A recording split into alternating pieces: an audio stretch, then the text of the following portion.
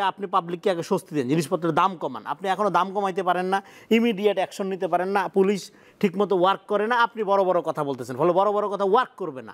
যেভাবে ওয়ার্ক করবে সেটার জন্য আপনার যে ঐক্য দরকার, সেটার জন্য যেই স্ট্রেংথ দরকার আপনি সেটা অর্জন করেন। বড় বড় কথা অনেক হয়েছে, এগুলো সবাই বলে। এখন এই সরকারও যদি এগুলি কথাবার্তা বলে, হ্যাঁ, আমি সংস্কারের কোনো ব্যাপারে আমি আর আস্থা রাখি না। বাংলাদেশের ফ্যাসিবাদ তৈরি হবে না এমন একটা বন্দোবস্ত আমাদের দরকার, যেটা জুলাই গণ অভ্যুত্থানের আকাঙ্ক্ষা ছিল। জন আকাঙ্ক্ষা একটা, যে নতুন বন্দোবস্তের যে আকাঙ্ক্ষা, কিন্তু রাজনৈতিক দলগুলোর যে ইদানিংয়ের যে আলাপচারিতা, যথেষ্ট সংস্কারের সদিচ্ছা তাদের আছে কিনা, আপনার স্টাডি কি? আসলে এখানে একটা দরকার, রাজনৈতিক পুনর্গঠন দরকার, এটা সত্য। আপনার কেন এই অভ্যুত্থানটা, প্রথম যদি আমরা চিন্তা করি, এই অভ্যুত্থানটা এই কারণে যে করতে হইলো, এবং বাচ্চা বাচ্চা ছেলেদের যেভাবে জীবন দিতে হইল, একমাত্র গাজা স্ট্রিপ ছাড়া পৃথিবীর আর কোথাও এত অল্প সময়ে এত কিশোর তরুণদের, শিশুদের জীবন দিতে হয়নি। হ্যাঁ, ফলে এইটা যে দিতে হইল, কারণ হইলো আমাদের এখানে অল পলিটিক্যাল ফেইলিওর, মানে অল পার্টিস, সমস্ত পার্টির পলিটিক্যাল ফেইলিওর আছে, এটা আমাদের মানতে হবে। তাহলে তো বাচ্চাদের জীবন দেওয়ার কথা না। হ্যাঁ, এখন ফ্যাসিবাদের বিরুদ্ধে আন্দোলন কিভাবে হবে, সেইটা ধরেন একটা গণতান্ত্রিক পার্টি, ধরেন বিএনপি তো ধরেন একটা বিএনপি, মির্জা ফখরুল যেমন ধরেন বারবার বলছে যে ফিনিক্স পাখির মতো জনগণ নেমে আসবে, তখন মানুষ কিন্তু হাসাহাসি করছে, আচ্ছা কই থেকে ফিনিক্স পাখির মতো নেমে আসবে। সে বারবার, তার পার্টি বারবার বলে যে ঈদের পরে আন্দোলন হবে। হ্যাঁ, বইলা তারপরে একটু আন্দোলন করতে সব নেতাকর্মীরা ধরে নিয়ে যায়, আর খবর নেই। হ্যাঁ, মামলা, লাখ লাখ মামলা, গায়েবী মামলার কারণে লোকজন দৌড়াচ্ছে। তো এরকম একটা পরিস্থিতিতে যখন অভ্যুত্থানটা হইল, আর এরকম জনগণ কিন্তু ঠিকই ফিনিক্স পাখির মতো নেমে আসলো। তারপরে কি হলো, তারপরে আমরা দেখলাম এই অভ্যুত্থানটার যে কালেকটিভ প্লুরালিটি, মানে সাবজেক্টিভিটিটা, মানে কর্তা সত্তার হল প্লুরাল, একক কেউ না। ইভেন খালেদা জিয়া যে 2 মিনিট কথা বলেন হাসপাতাল থেকে, উনি কিন্তু একবারও তার দলের নাম নেন নাই। বরং বলেছে ছাত্রদের হাতকে শক্তিশালী করতে।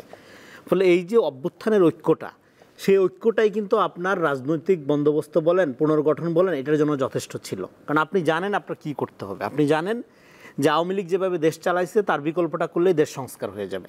আওয়ামী লীগ যেভাবে আপনার পুলিশ প্রশাসন চালাইছে আপনি সেভাবে চালাবেন না। আওয়ামী লীগ যেভাবে বিচারালয় করছে আপনি সেভাবে করবেন না। আওয়ামী লীগ যেভাবে পলিটিক্যাল কালচার যেটা তৈরি করছে আপনি সেটা করবেন না। হ্যাঁ, আওয়ামী লীগ যেভাবে প্রতিষ্ঠানগুলোকে ব্যবহার করছে আপনি সেটা করবেন না। আওয়ামী লীগ যেভাবে পুলিশকে চালাইছে আপনি সেভাবে করবেন না।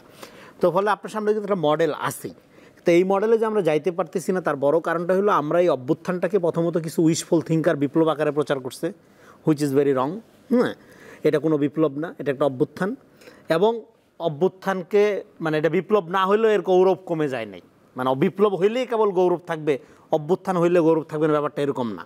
হ্যাঁ, মানে এটার মধ্যে কোনো হায়ারার্কি নেই। অভ্যুত্থান একটা বিশাল ব্যাপার, ঐতিহাসিক ব্যাপার, এটা পৃথিবীর ইতিহাসের প্রথম জেনজি রেভলিউশন।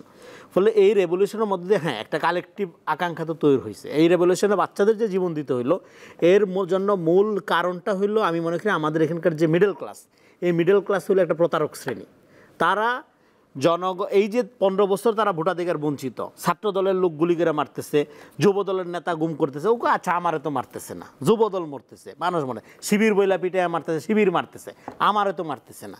ফলে এই যে সিলেক্টিভ হিউম্যানিজম, হ্যাঁ, এইটা মিডল ক্লাস চর্চা করছে। এবং এর মধ্যে থাইকা কীভাবে আওয়ামী ফ্যাসিবাদের মধ্যে থাইকা, হ্যাঁ, অথবা ছলে বলে কৌশলে কীভাবে এর মধ্যে থাইকা বেনিফিটেড হওয়া যায়, সেটার একটা প্রতিযোগিতা পুরো সমাজে ছিল। এই কারণে আমরা বলি এটা ফ্যাসিবাদের একটা সামাজিকীকরণ হয়েছিল আওয়ামী আমলে, যেই কারণে সমাজের পুরো মোরাল ফ্যাব্রিক্সটা ভেঙে পড়ছে। ফলে এখন আপনি একটা ফ্যাসিবাদ মুক্ত পরিবেশে আছেন তা না, এই পিরিয়ডটাকে আমরা বলি যে লেট ফ্যাসিজমে আপনি আছেন। বরং আপনার ফ্যাসিজমের সমস্ত কিছু রয়ে গেছে, শুধু হাসিনা নাই। আপনি এই ফ্যাসিজমকে বলতে পারেন ফ্যাসিজম উইদাউট হাসিনা। তো এখন এই অবস্থায় এরকম একটা অভ্যুত্থানের পরে আপনি যে সরকারটা গঠন করলেন, এটা অন্তর্বর্তীকালীন সরকার। এখন অন্তর্বর্তীকালীন সরকারটা কি? এটা তো বিএনপির 15 বছরের দাবি। মানে 11 সালে যখন সংবিধানটা আপনার বাতিল করা হইলো, পঞ্চদশ সংশোধনী তত্ত্বাবধায়ক সরকারের ব্যবস্থার রায়টা, তখন থেকে তো তারা অন্তর্বর্তীকালীন সরকারের দাবি জানিয়ে আসছিল। ফলে আপনি অন্তর্বর্তীকালীন সরকার করলেন, এখন আপনি তার কাছ থেকে বিপ্লবী সংস্কার আশা করেন, এটা তো হয় না। ফলে শুরুতে একটা কন্ট্রাডিক্ট আছে, এটা একটা। আরেকটা পয়েন্ট হলো যে দেখেন, অভ্যুত্থানের মধ্য দিয়ে রাজনৈতিক বন্দোবস্ত বা পলিটিক্যাল সেটেলমেন্ট হয়ে যায়নি। আওয়ামী লীগের বিরুদ্ধে আমরা সবাই একমত, কিন্তু আওয়ামী বিরোধী রাজনীতি, বিএনপির আওয়ামী বিরোধিতা এবং জামাতের আওয়ামী বিরোধিতার এজেন্ডা এক না, বামপন্থীদের আওয়ামী বিরোধিতা এক না। ফলে আওয়ামী বিরোধিতার মধ্যেও এখানে তারতম্য আছে, পার্থক্য আছে। এখন সেই পার্থক্যটার আলোকেই আপনার রাজনীতি নির্ধারিত হবে। সেই রাজনীতি এবং ইভেন বৈষম্য বিরোধী বা নাগরিক কমিটির নামেও যারা আসতেছে, তারাও যদি ধরেন অন্য নামে, আপনি যত ভালো নামই দেন, যত ভালো কথাই বলেন, আপনি যদি রাজনীতিরভাবে ওই আওয়ামী মডেলের মধ্যে ফিরে যান, তাহলে এই যে জেনজির অভ্যুত্থান আমরা বলতেছি, জেনজির যে চেতনা, এটা আবার রিভোল্ট করবে। হ্যাঁ, এটা জাসদের মতো ঘটনা করতে পারে, এরা 5 বছর হোক 10 বছর পরে আবার ডিপ্রাইভ হবে। ফলে সমস্ত পলিটিক্যাল পার্টিগুলো যারা নতুন পার্টি করবেন, ইভেন যারা এখনকার বড় বড় পার্টি আছেন, প্রত্যেকের জন্য এই অভ্যুত্থান একটা চ্যালেঞ্জ আকারে হাজির হয়েছে। এবং সেই চ্যালেঞ্জ মোকাবেলা এই সরকার, অভ্যুত্থানের সরকার আউট অ্যান্ড আউট ফেল করছে। আপনি কিসের সংস্কার করবেন? আপনি জিনিসপত্রের দামই তো কমাইতে পারেন না।